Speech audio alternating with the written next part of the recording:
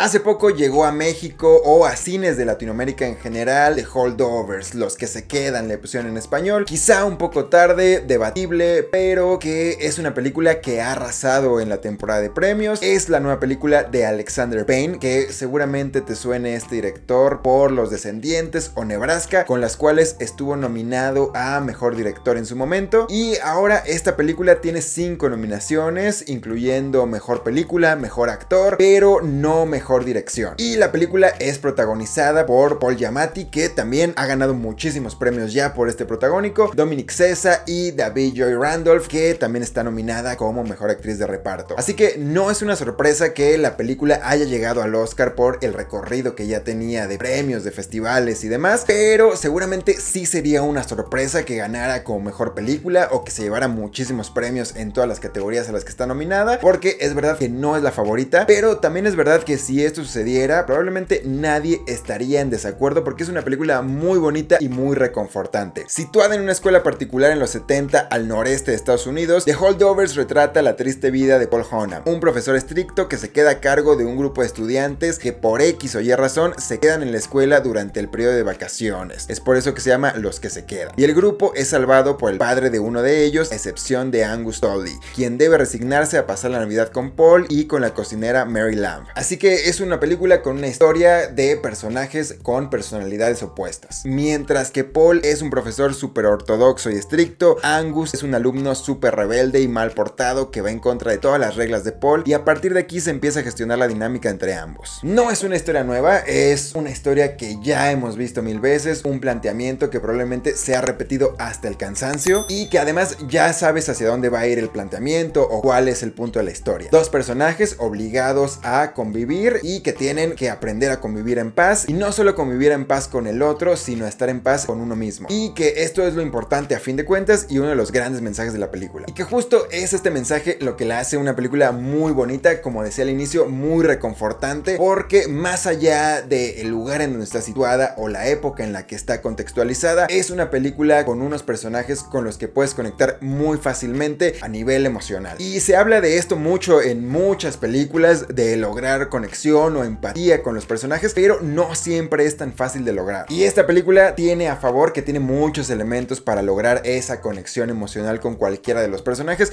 o con la historia. El momento en el que se desarrolla, que es la época navideña, la estética de la película, la época en la que está situada, etcétera, etcétera, etcétera. Y que a pesar de estar ambientada en los 70, de tener una estética vintage o de película antigua o vieja o incluso una película de esa época, no se siente para nada así. No es un formato de película setentera más allá del granulado que tiene. Es una película muy ágil, es entretenida, es enternecedora, es emotiva y es muy fácil de ver. Respecto a las actuaciones, Paul Giamatti es uno de los nombres que más ha resonado durante esta temporada de premios. Ganó el Golden Globe, ganó el Critics' Choice Awards, está nominado al Oscar, y esta es la segunda nominación en su carrera desde que lo estuvo en 2004 por Cinderella Man, y ahora lo logra con este personaje que aparentemente es muy sencillo, con este profesor ortodoxo y estricto, pero que en realidad es un personaje muy complejo, lleno de capas, que Paul Giamatti sabe interpretarlo muy bien. Conectas muy bien con este personaje, como ya decía, y transmite muy bien tanto lo que está sintiendo como lo que quiere decir el director a través de este personaje o de esta historia en general. Entonces es un personaje del cual se apropió muy bien, que le queda perfecto y que genuinamente me daría mucho gusto que ganara el Oscar a pesar de no ser el favorito. Dentro de las nominaciones también está David Joy Randolph, como decía al inicio. Ella sí es su primera nominación en toda su carrera. Quizá no es el personaje que más aparece en la película o el más llamativo, pero tiene su encanto, tiene su complejidad dentro de la historia, tiene su rol muy bien establecido y compro perfectamente esta nominación también. Pero definitivamente Dominic Sessa es el gran olvidado de esta película como actor de reparto. Cuando yo la vi ya habían pasado varias ceremonias, varias premiaciones, y yo me preguntaba por qué no le están dando el reconocimiento que se merece a este joven actor. Un protagónico bastante llamativo, muy interesante, que le sale muy bien, igual que a Paul Giamatti le sale perfecto, se apropia perfectamente de Angus, y me hubiera dado mucho gusto que estuviera nominado. Creo que le hubiera dado un gran impulso a su carrera, al igual que ha sucedido con otros actores jóvenes en su momento, pero el mérito que hizo ya no se lo va a quitar nadie. Y que además es un personaje muy complejo, porque más allá de su interpretación de joven rebelde, es un personaje serie que a uno le recuerda lo que es ser un joven preparatoriano y querer portarse mal, ir en contra de las reglas, y que muchas veces es olvidado muy fácilmente y que por eso es tan fácil conectar con él. Otro de los grandes aciertos de la película, que probablemente podría ahuyentar a más de uno y que podría parecer que le juega en contra, pero no es así, es la época en la que se desarrolla. Y como ya decía, esta estética que tiene y esta época en la que pasa todo lo que sucede en la historia genera un sentimiento de añoranza o de nostalgia que últimamente es de lo que más se habla, no solo en el cine, sino en la música o en el arte en general. Pega durísimo en las emociones para volverse una película súper entrañable, súper disfrutable, y que es lo que la convierte precisamente en una película tan reconfortante. Ahora, quizá tiene un par de puntos en contra. Por un lado, que es una película aparentemente navideña, y que en realidad yo no diría que es una película navideña. Sí se desarrolla en esta época del año, en las vacaciones de diciembre, pero no es una película que no puedas ver en otra época del año. No es una rom-com navideña, no es una película de duendecillos y del espíritu de Navidad. La película, el mensaje, la historia se van por otro lado totalmente distinto, y la forma o la época en la que suceden las cosas solo es el pretexto para desarrollarse. No es necesariamente una película navideña. Por esto mucha gente dice que llega tarde a los cines porque ya pasó Navidad, estamos en Año Nuevo, etcétera, etcétera. Pero como ya decía, creo que es una película que se puede ver perfectamente en cualquier momento del año y va a resultar igual de reconfortante. Otro de los puntos en contra que yo le veo o que resultan para mí es la duración. Si durara menos de 2 horas o rayando en las 2 horas, para mí sería una película perfecta, pero se desarrolla bastante bien, es entretenida, es ágil y es un punto mínimo que le juega en contra. Repito, para mí, para otras personas puede ser una duración perfecta, y que además, ya sea la duración o sea la temporada navideña, son puntos muy mínimos que puedes pasar por alto y disfrutarla igual. Además, creo que una de las grandes proezas o una de las grandes ventajas que tiene frente a otras películas nominadas a mejor película es que es una de las más fáciles de ver, de digerir y de disfrutar, incluso de conectar emocionalmente, porque es justo por esta sencillez o esta conexión emocional que crea, que no se vuelve tan compleja como un Killers of the Flower Moon o un Oppenheimer, que sí son mucho más desgastantes de ver, y que es un elemento que respecto a las nominaciones le jugó en contra, porque no está nominada en muchísimos aspectos técnicos, salvo en edición. Como ya decía, Alexander Payne no está nominado en dirección, pero la historia definitivamente da en las emociones, que es lo más importante de cualquier historia. Sin duda, una de mis favoritas del año, una de esas películas muy divertidas, muy ágiles, muy entretenidas, muy para ver en familia y disfrutar, y que incluso es una de esas películas que no sufres, como decía, no es desgastante, dan ganas de volverla a ver y pasártela bien una y otra vez. Entiendo que respecto a otras nominadas a mejor película puede haber cierta renuencia por este desgaste o esta cosa de que duran demasiado también. Este no es el caso, así que es una película muy fácil de ver, como ya he repetido muchas veces, de conectar con ella, así que es imperdible. The Holdovers no es la más llamativa, no es la más popular, no es la favorita, pero como decía también, nadie estaría en desacuerdo si gana el Oscar a mejor película. Lucha contra monstruos de presupuesto, de taquilla, y contracorriente logró ahí estar en la nominación. Actuaciones impresionantes, imperdibles, de lo mejor del año. Está en cines, así que vela a ver, o si ya la viste, dime qué te pareció.